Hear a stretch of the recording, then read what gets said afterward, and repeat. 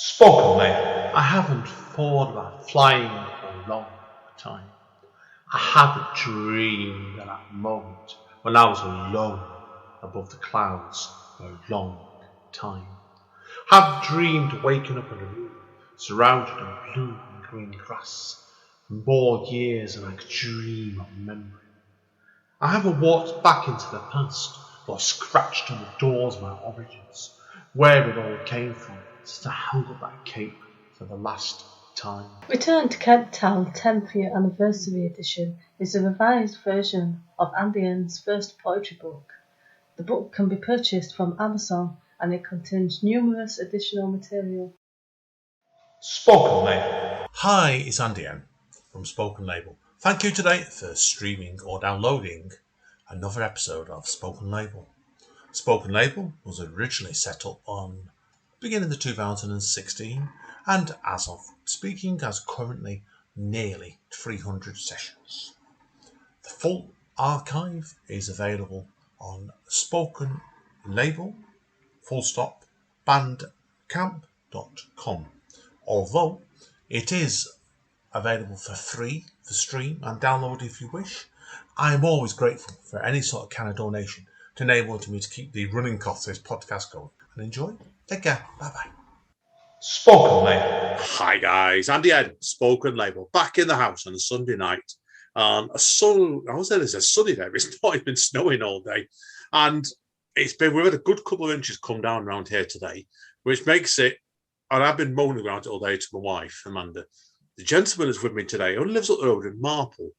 And his name is Phillip Carter. He's a lovely guy. I met him through Ruth, Amanda's best mate, who does obviously all FM and radio, and brilliant, great guy. And he lives in Marple. And anyone who knows Marple, which is on the outskirts of Stockport Way into the hills, it's much higher, but they get a lot of snow. So, Philip, have you had a lot of snow up your way today in Marple? We have had a lot, yeah. I've loved it. I've not seen this much snow since I was little, so I've been taking my Lego out and taking photos of them in the snow. Good Great. Man. Good man. It's got to be done when you're doing stuff like that. You've got to do it. We've had a fair whack on the back of the car park where we are, but it's nothing worth going out and messing around with it. So we've both just stayed in and kept warm today. Now, obviously, Philip, we're here today to talk about you and your creativity. Now, the people that don't know you, obviously, I know originally you're not originally from Marple, are you? So tell obviously a bit about your background and what led you into your creativity when you were younger.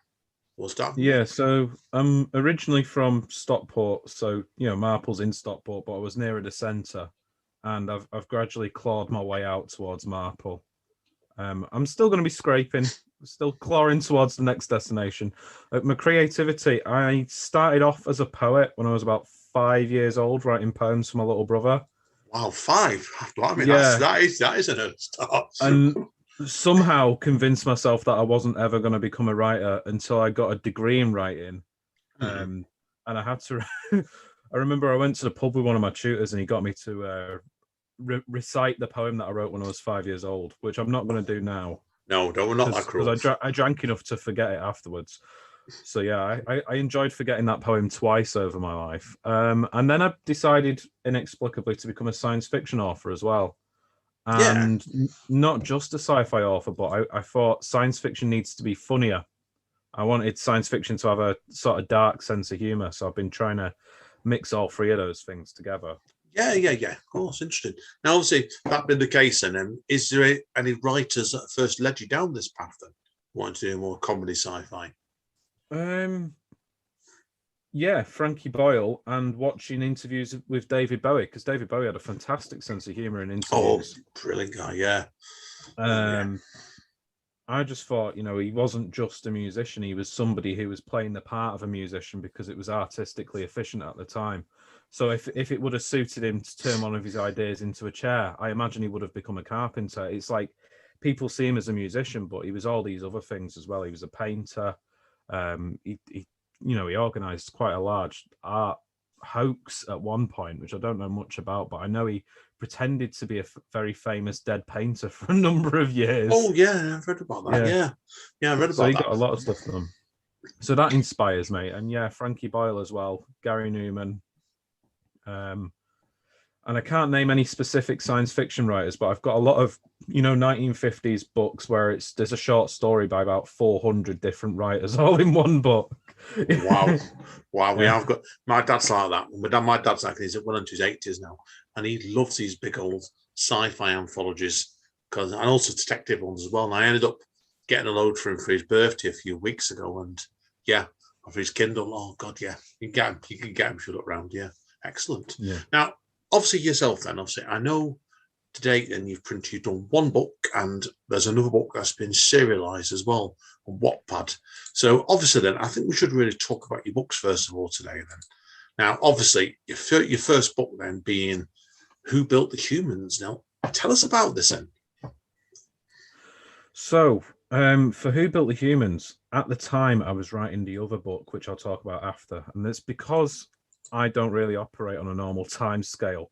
It wound up being backwards. So I finished the book, The Stephanie Glitch, sat down, read it, and thought, I need to be a better writer before I can properly realize the story that I've wrote. Even though it was complete, I thought, I need to chisel it. I need to attack her universe from the outside. So I started writing short stories based on her universe that she was in. And then that very quickly became something that I thought, oh, maybe this could be a leaflet of 3 stories I distribute around Manchester. But then within about another 14 days, I'd realized actually this is going to turn into quite a hefty book.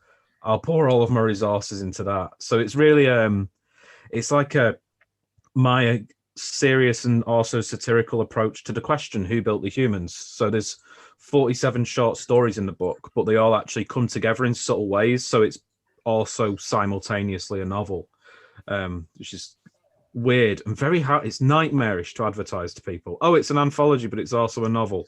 People's heads just explode. Yeah, it's unusual. Read. It's unusual, that's for sure. Now, obviously, with it been things like that, because I've got a short story collection on the way probably next year, the year after, and I know how long that's going to take me to write. With this, then, obviously, 47 short stories. How was it quite a difficult one to map out this end? Because obviously, like, if you're doing a novel, you often go to A to B to whatever, don't you? Yeah. This is like you're doing A, X, D on each short story, isn't it? So yeah, so it's they were split into 11 universes. So the 47 chapters only happen in 11 universes. So there's a really satirical, silly one about a little boy called God, who's been named God because his mum's not got any imagination at all. So she just decided to name him God. And he eventually obviously develops a God complex because of that. He later decides that he wrote the book and that he tries to escape the book near the end of it. But then on another page, there's a very serious story about alien abductions and what they might mean if they're real. So it's like mapping those out was actually the hardest part. Writing the book itself only took about 4-6 months. And then an extra 6 months of development was, right, I know how these stories work. How do I make it fun for other people to read instead of just difficult? So you have to I printed off the titles of each story and decided what order to put them in so that if somebody read the book from front to back, it would make perfect sense, be an easy read. But also if somebody read each universe one at a time, it would still be an easy read. So I've had people comment about it saying that they've enjoyed it and it was one of the best novels they've ever read. And somebody else said, I really enjoyed this short story collection. And it's technically both, depending on which way you read it. And that was the immense technical challenge, is making it work as 2 things. And somebody told me it wasn't possible. Unfortunately for them, I'm operated mainly on spite, so I decided to prove it was possible. No, I don't believe you operate on spite, right? Bit awkward, maybe. But that's called being Mancunian and Stockport based. So yeah, I think he makes it very stubborn. But not spite, no. Whenever somebody tells me something's not possible, I'm like, right, I'm going to make this possible in the next week. Oh, never. I don't believe a word. Don't believe a word of you, man. No, obviously said before, the other book that has been serialized at the moment on Wattpad, then that was wrote before you did this book, then, wasn't it? So yeah, Stephanie Glitch. Yeah. Now 2016. Oh, yeah, was it really? Wow. So yeah. So what made you then obviously want to serialize this book first of all then? Well, I was at university at the time studying a master's degree in creative writing, and I basically had trained myself to believe, traditional publishing's the only way forward. It's the only way my story will get recognised. And I spoke to a few people, and I spoke to an editor or two, and I realised that there were some strange parts of Stephanie's story that a lot of people wanted to beat into a different shape because she's an aspiring poet in the book. And the inciting incident is that she dies. I make no secret of that. It's in the synopsis, so it's not a spoiler. But she does come back, and that's the main story. She's trying to work out, why have I been protected by this future society of humans? What's going on in the universe? Why am I important?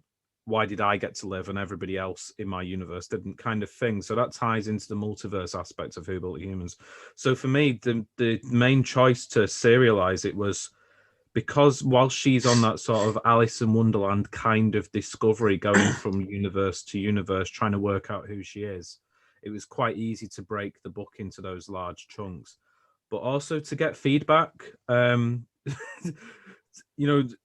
seriously, it's a good way to get free feedback if you put a story on Wattpad. Just don't put the whole thing on. Put 75% of it on and then charge people for the other 25%.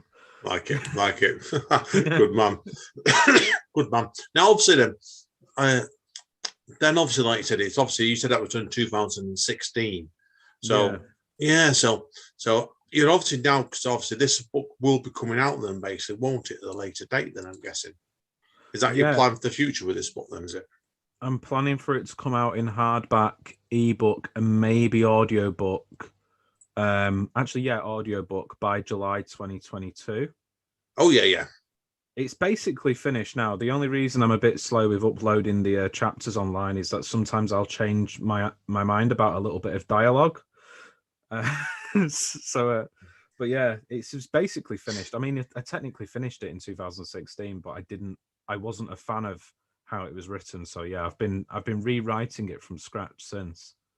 Yeah, I've always believed, I think, with books, and obviously I know there's other project books you've got in mind, and I'm always a believer with some books are more easier to finish off than others. I know I'm doing books myself, and you said already the second book was out, your short story one, Who Built Humans, which is technically the first published one.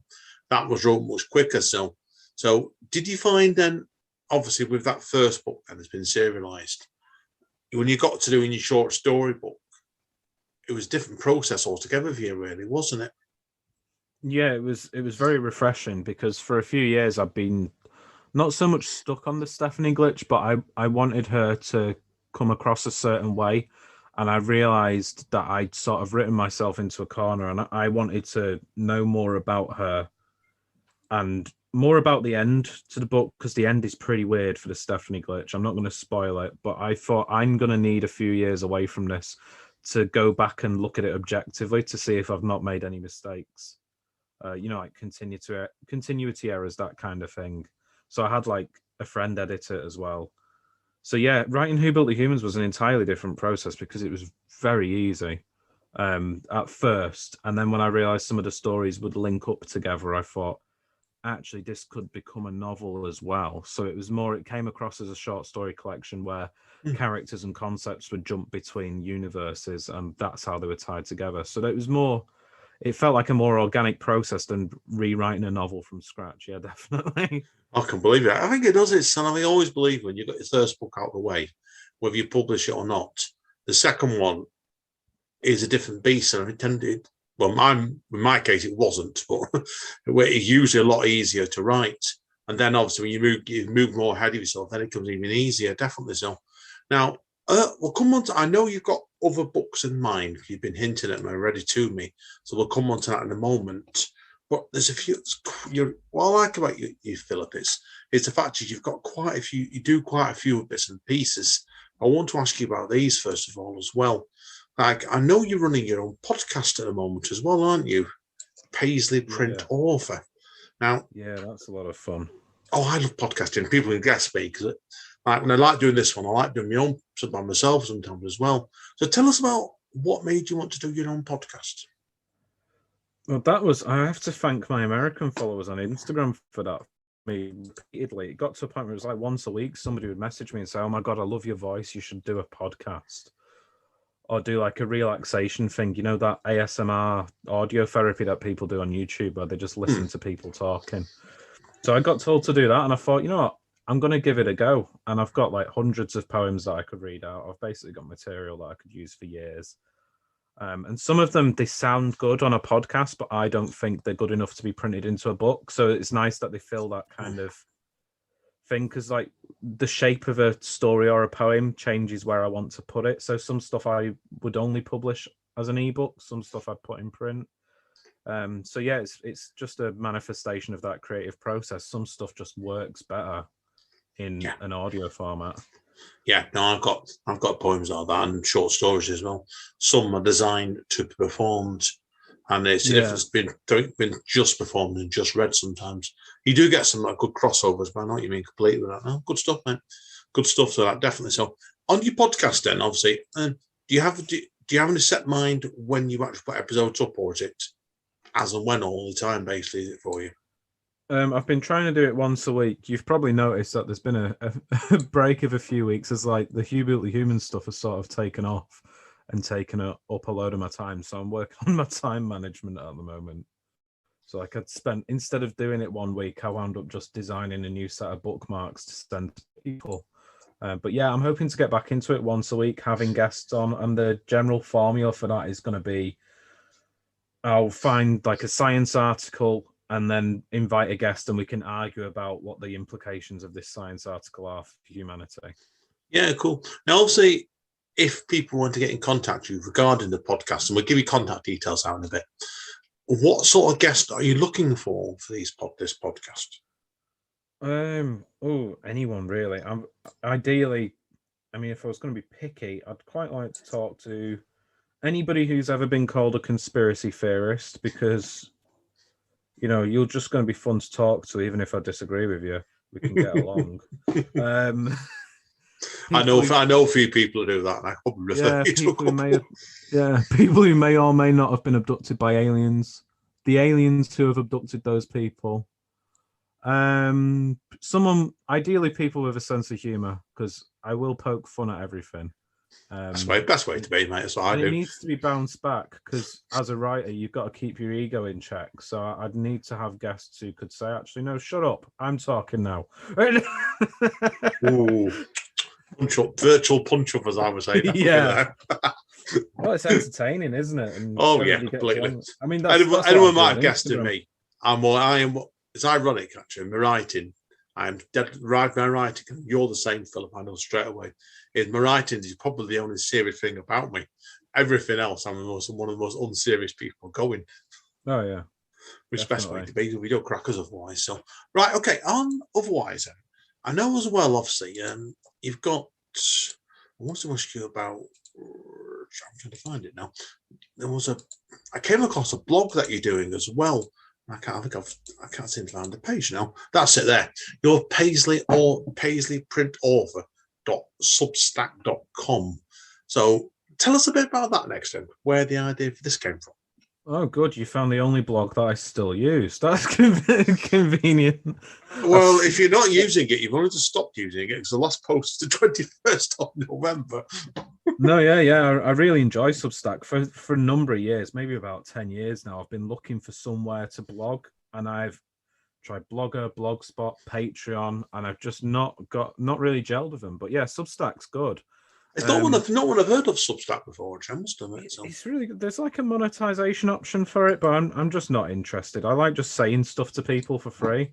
But like what I talk about on there tends to be what I've been up to for the week. So on Twitter, I have the hashtag WBTH diary, which is Who Built the Humans diary.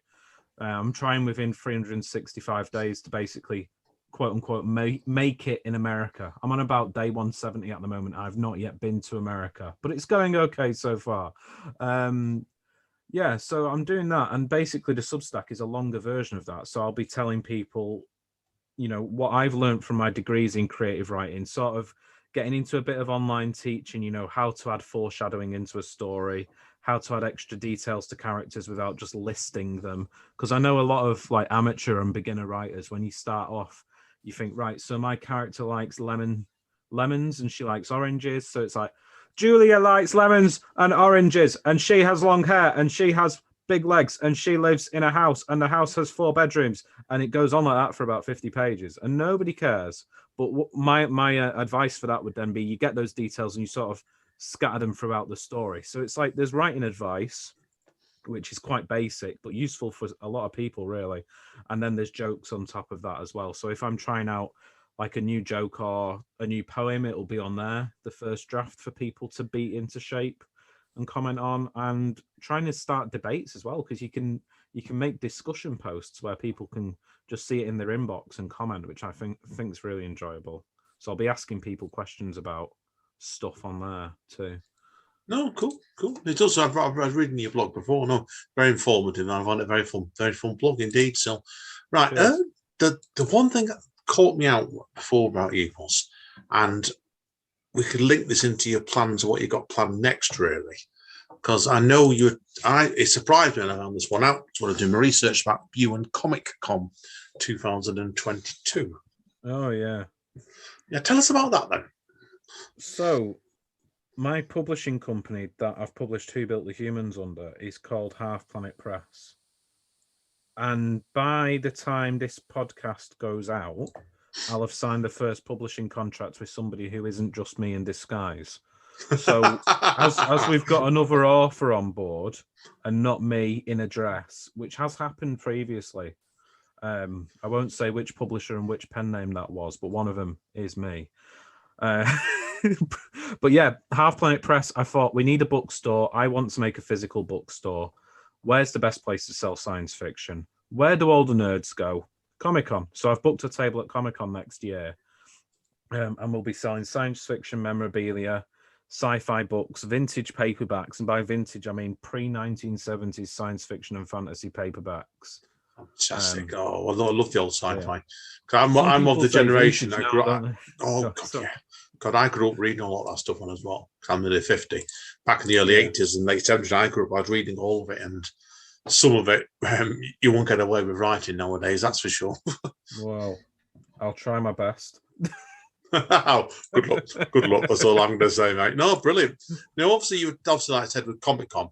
Now, there's obviously, it's a fantastic idea if he's on. Go for it. Good luck, definitely with that. So, now, obviously, tell us a bit more about your publishing housing, because I wanted to go into that next anyway, and you've kind of hinted on it anyway already. So, yeah. So, Half Planet Press started when I was at university.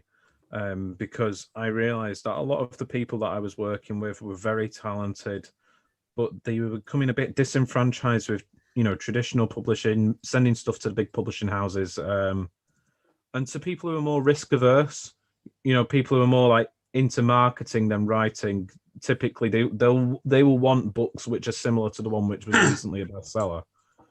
Whereas I don't tend to give a damn. So the slogan for Half Planet Press is independent publisher of the weird and interesting, and the emphasis is on weird. So the next author we've got on has written a young adult horror book about.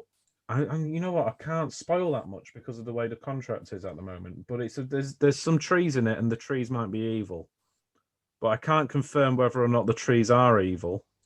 But there are trees in it that have eyes. So, you make your own judgment on that. So, yeah, it is interesting. It's good to have a very small publishing house. We don't even have a website yet because I get enough messages on Instagram to feel inundated. Oh, I bet you do. Yeah.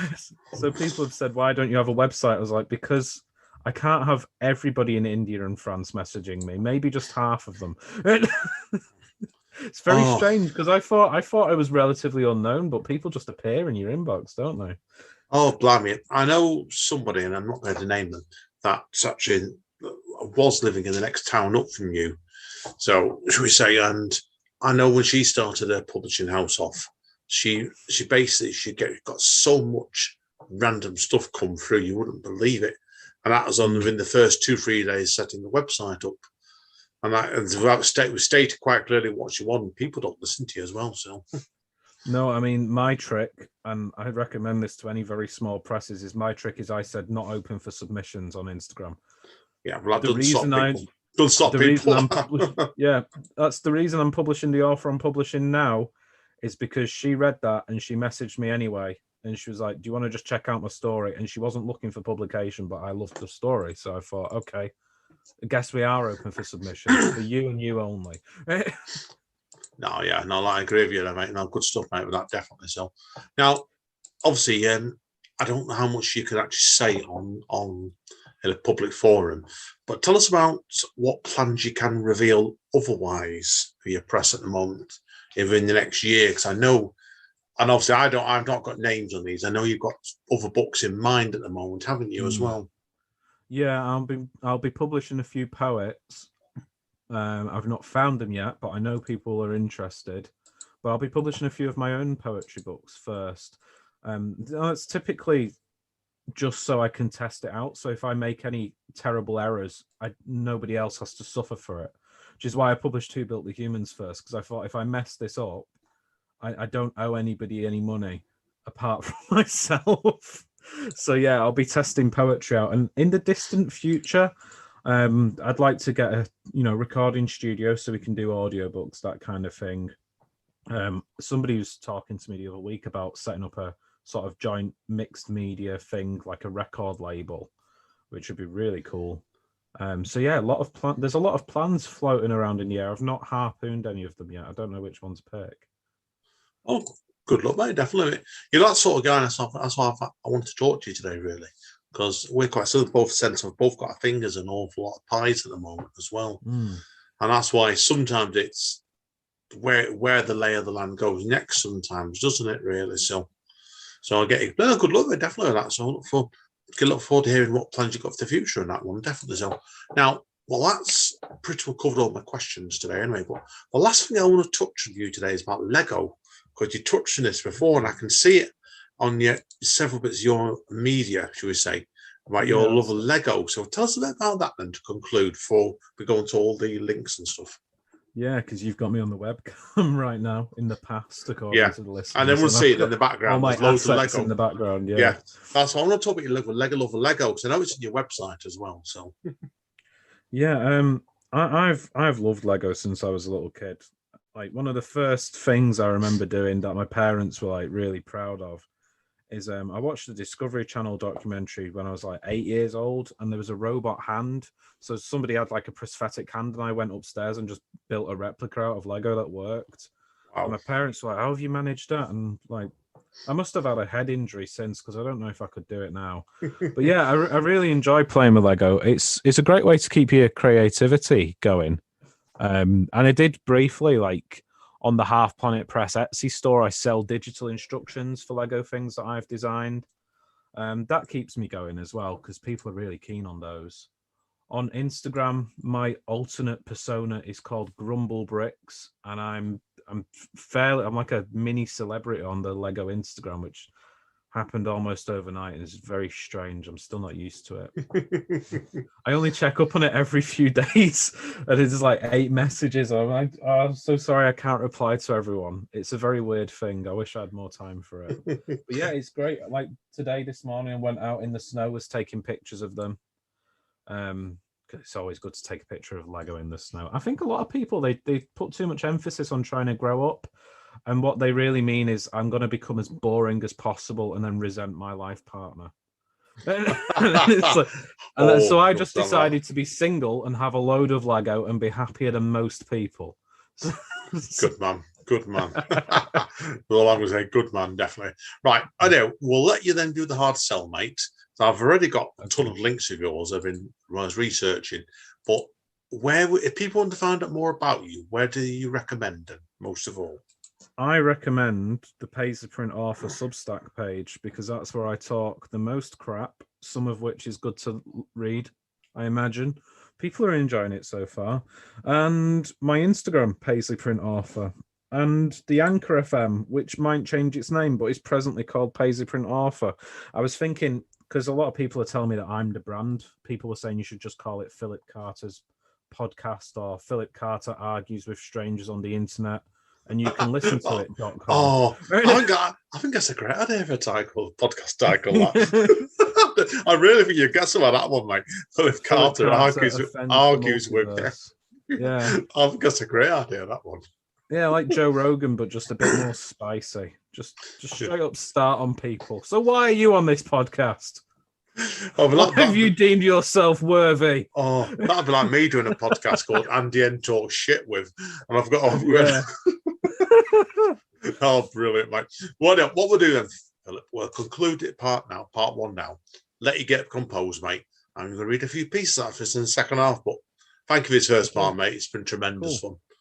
So cheers. We'll see you in a minute. Spoken, mate. Hi, guys. Still here with Philip. Well, interestingly enough, I didn't ask him before in the first part. His Zoom handle's Captain Carter. So before we go on to asking him about him read a few pieces out today, why Captain Carter? It was a nickname I got at uni, and at one point, some first years came up to me, and I didn't know who they were, and they said, "Are you Captain Carter of the Poetry Society?" And I thought, "Oh, I like that." I never knew who came up with the nickname. I was just presented with it. So I decided, like, last year I'd bring it back because it sounds very sci-fi and it fits my vibe a lot. Yeah, I think it does. It's great idea, Johnny, mate. So definitely, you should even bring a book out called that or an album, Captain Carter. Oh yeah, definitely one. Definitely. Either that or Captain Carter argues with us a poetry cycle. I'm giving you ideas here, don't you? I'm writing. I've just written that one down. Yeah. Philip. Yeah. Yeah, Captain Carter argues with. Yeah, definitely. I know, mate. Listen, mate. Seriously now, the second half of the spoken label is always for the writer to read out a few pieces for us. So, okay, over to you, buddy. Okay, so this book's out for pre-order on Amazon at the moment. It's called False Vacuum, and it's an unreasonably large collection of poetry. If you go by modern standards, it has 40 poems in it. This first one's called False Vacuum. It's the name of it's the title poem, though I wrote it about 5 years after starting the collection because it just made sense at the time. Time-drenched and weary, the new stone rolls downhill to violence, to crashing waves and moss mistook for something worth having, crystal coin thing love, ever more nebulous, and uphill the silence, where blood drip captured by fabric is silenced, my arteries the barrel, the gunshots spitting of rain blood language into tautened sleeves and soil, some timeline tautology again and again. And it's always rolling. A dizziness brings a universe to its knees, and it's always flowing in perpetuity into those same free tributaries and fates beyond faith. A body crumples halfway into water. So I'm neither here nor there, the spin uncertain, the arrow blurred. It's been collapsing all this time, folding, unfolding, sitting in ditches before being pushed on again, finding a new pocket to rest in before the prologue is rewritten. Oh, yeah. Now, I like the reference to prologue at the beginning of it. So is that actually the first collection and that first poem in that collection, then, is it? Even though it was wrote sometime later? Yeah, that's the one of the latest written poems, but the first one in the collection. I always wanted a title poem for it, but I never found one that I liked. I mean, there's some that I like more than that one, but they just didn't fit as the first one. That one does. No, I think it's excellent. It's an excellent choice. You can tell when you're doing it there. It does feel like it's a good introduction to a collection. I know, good stuff, man. Okay, on to number 2. Okay, so this one's called Blood Cell, and it's the second poem in the collection, because I didn't feel like scrolling very far before I read the next one. Some unassuming moat, that's how it starts. In the moat of rainwater, ancient steps become colonized by lichen. Sig packs and fresh as weak flyers lie sodden as if some student exploded here. The jokes just write themselves. And I sat there only once to write a poem and lost it apart from a slim memory slipped between those 2 lines above, where drones would one day fly to film the place, as if anyone ever sat there to do anything other than film the place. And a slimy line or 2 made their way further, and I slipped into something more comfortable, like the greasy feel of blood before it dries. And I coursed through the courses, with coarse suit, coarse jokes of course and caricature, carcass and canvas bags like a tourist, cracking jokes about terminal Taurus, and bleeding my way through tube to tube to tube station, back to corridor to back with the more famous ghosts of my future self, standing where the world was split from past to present, where spiraling half fossils scoffed upwards at cheap dress shoes, clip-clopping like horses every July as we coagulated. Then to reconvene on younger feet each September, to survive half the night and fracture during a last-minute clotting of darkened bodies under thump-thumping mock-ambulance strobe. And somewhere else it's all about to begin again, and I'm still dancing on old momentum, and somewhere else, someone else falls in love. Again, a very, very strong ending with that one there. Great stuff, mate, with that one. I love the end of that last line. Again, you know how good the endings of it. He said, and somewhere else, someone else falls in love. And it's, again, it feels like world building again to be in second piece. Oh, fantastic, man. Oh, yeah, there's a lot of world building in him. My professor said to me at uni, you're a hybrid between a poet and a novelist. And I can't fully, I can't disagree with that, because the stories wind up being poetic and the poems wind up being like little stories. It's probably because I work on both at the same time, typically. Yeah, I think it's where you train your thoughts sometimes to do your writing, because I think there's very, very few writers that can actually do poetry and do novels. You really tend to find they're either good at one or the other. Now, you're obviously that hybrid. I think you definitely probably do both. Definitely do both. Yeah, I've been advised to come up with a new pen name for poetry, and I thought, no, I'm not going to do that. It's dishonest. Oh no! Well, you should do what Amanda's like. Obviously, my wife, and she's just done a challenge called 12 projects in 12 months, and she's covered about 9 different genres in the the bits and pieces she's brought out, and I couldn't hope to keep up with that. And it's like you basically, like, you get told the advice, it's marketing aspect, but I'm always a believer the brand should be all under the same umbrella if you can. Yeah, like I am the brand. It's Phillip Carter is the brand, as other people have told me, and I've had to just come to terms with that. I think it can be quite creatively limiting as well. If you put yourself in a pen name for a certain project, then it doesn't get informed by the other stuff as much. There's not enough bleed. There's not like as much bleed between the two projects, kind of thing. Yeah, no, I agree. It's also, I think if you do it on 2-3 pen, say at least 2 different pen names where you name your another name, is you've got twice as much marketing, I think, sometimes to do. Yep, I was briefly in competition with myself on Instagram once. So like, not doing that again. Were you arguing with yourself on Instagram? Oh yeah, just sat in the shower, repeatedly punching myself in the side of the head. Stop taking my revenue. Brilliant. I'd love to see you do a radio interview with yourself and you were trying to do it physically. Oh, that was ridiculous. Yeah. Bring him into it, Captain Carter argues with himself. Right, listen, mate, we'll get you do your third piece, mate, before we wander off the course completely. Okay, what's your next one, mate? This one's called Geodesic Free. And I'm reading this one because the other two are a bit more serious. I'm planning to read this at the BBC, who's got open submissions at the moment. They don't know I exist, but soon enough they will. So this is Geodesic Free. And what's that? A looming sense of dread you never hear about in the rom-coms. A cartoonish moment in my head, the idea of rolling out of your bed and still rolling and not stopping. Slowing, if only in ditches and false hopes and vacuums. And now the ghost of me appears behind my own living head as I eat breakfast. And he looks at you as my younger self stares idly at rapidly cooling beans on toast. And he tells you, it's meta-stable, this meta-narrative, and there's no time to explain. So listen, I could be your spineless particle. I could roll around unseen. I could be your geodesic, or I could cause a scene. There's a void in this circular table where longing hands can't go. This whole place is too heavy. No wonder everything was so slow. And at that precise moment, my younger self, future deaf and ignorant, will say, honey, could you pass the sauce?